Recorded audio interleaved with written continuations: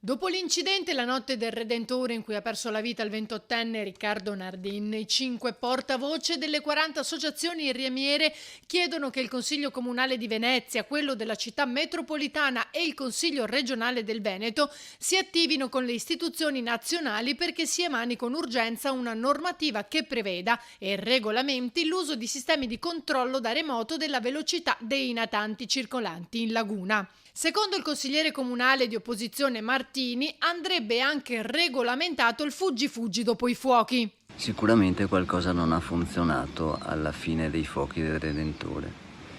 Il fuggi-fuggi che si è creato ha determinato difficoltà enormi per tutti quelli che defluivano dal bacino, sia quelli verso Canal Grande, sia quelli verso San Clemente e verso le mete più distanti. Non è certo una novità, ogni anno si assiste a questo deflusso disordinato e ogni anno però c'è questa attenzione delle forze dell'ordine nel sistemare le barche prima dei fuochi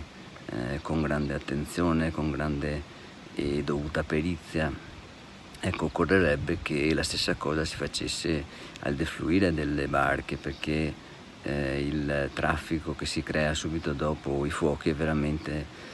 terribile e l'incidente naturalmente può sempre scappare. Sull'illuminazione dei canali, invece, il consigliere di Terra e Acqua Gasparinetti ha depositato un'interrogazione rivolta all'assessore ai lavori pubblici Zaccariotto per sapere quale sia la ripartizione dei compiti fra comune e altri enti pubblici in materia di illuminazione e chiedendo anche se l'assessorato abbia intenzione di estendere il progetto recentemente illustrato in quarta commissione consigliare che prevede l'utilizzo di energia solare per l'illuminazione delle bricole al fine di prevenire altre tragedie come quella del Redentore.